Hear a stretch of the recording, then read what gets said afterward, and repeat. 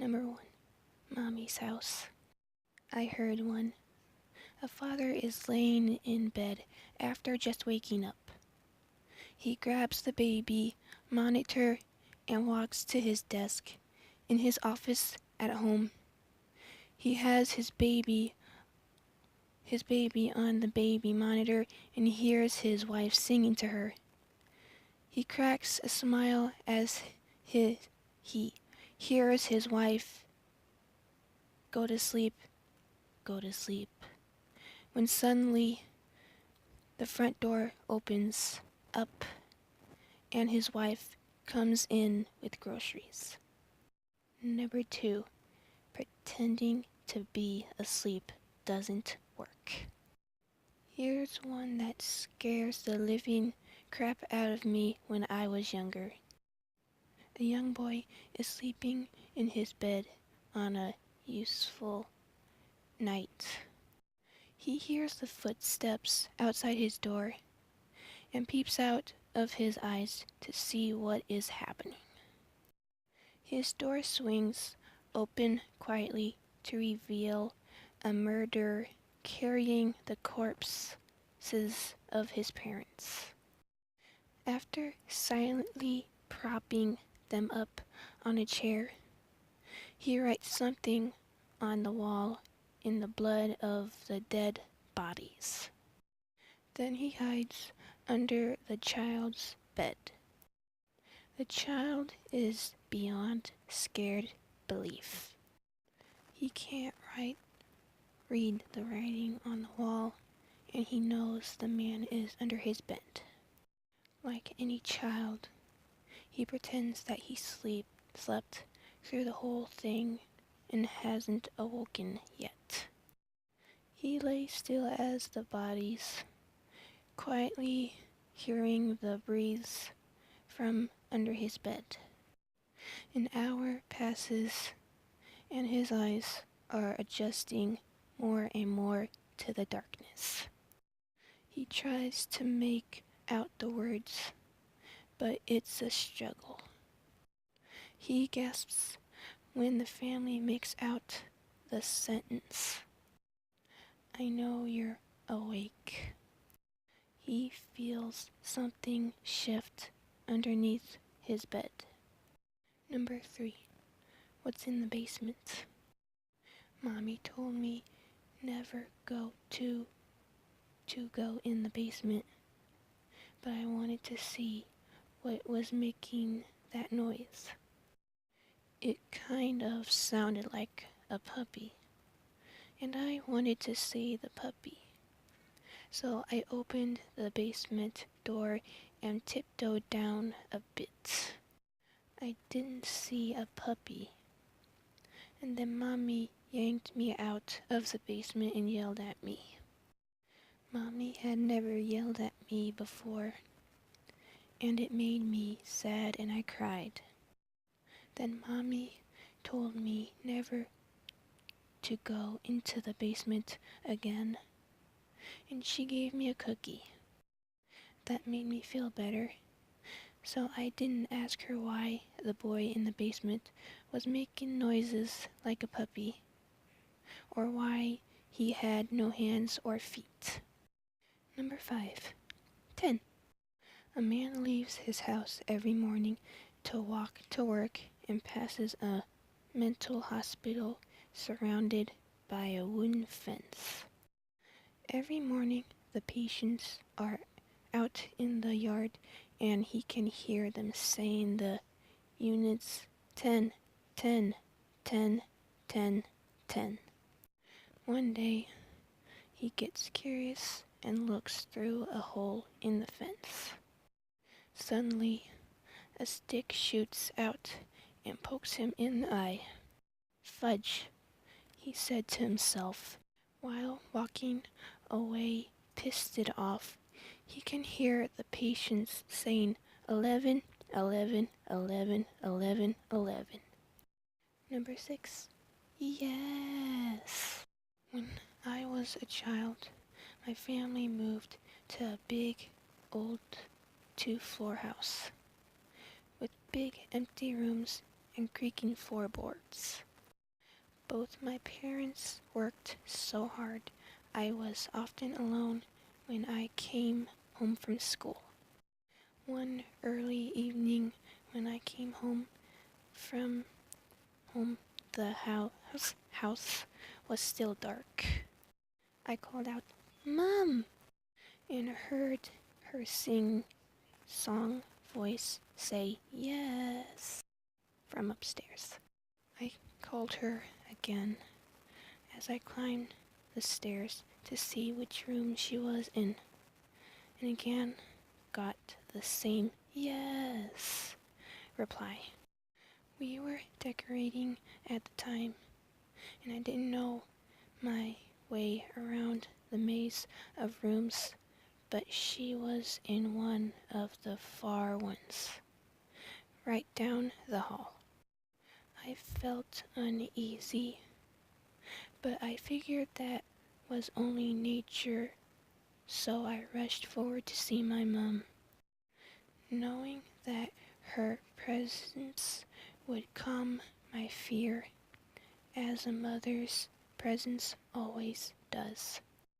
Just as I reached for the handle of the door to let myself in the room, I heard the front door downstairs open and my mother call, "Sweetie, are you home?" in a cheery voice. I jumped back, staring, and run down the stairs to her, but a glance back from the top of the stairs, the door to the room slowly opened a crack. For a brief moment, I saw something strange in there, and I don't know what it was, but it was staring at me. Number 8. All I saw was red. I checked into a small hotel a few kilometers from Kiev. It is too late. I am tired. I told a woman at desk I want a room. She tells me room number and gave key. But one more thing, comrade. There is one room without number and always locked. Don't even peek in there. I take key and go to room to sleep. Night comes and I hear trickling of water. I cannot sleep, so I open door. It is coming from room with no number.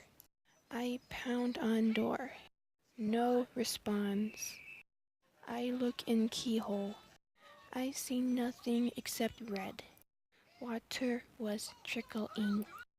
I go down to front desk to complain.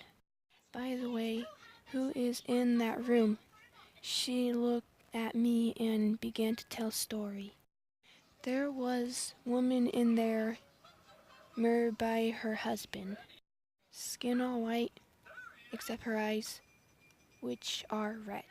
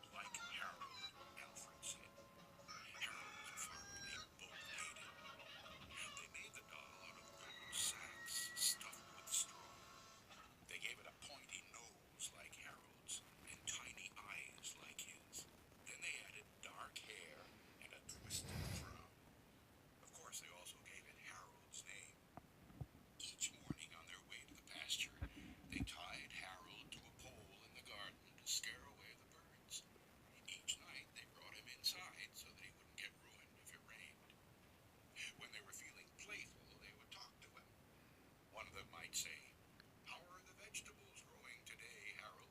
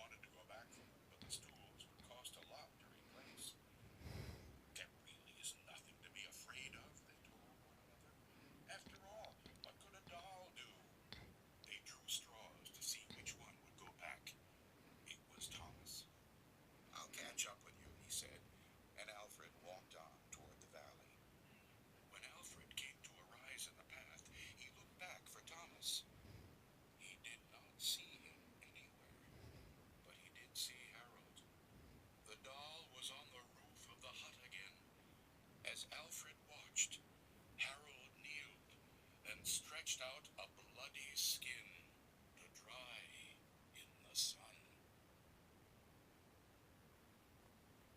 Number 10. Solo camping trip.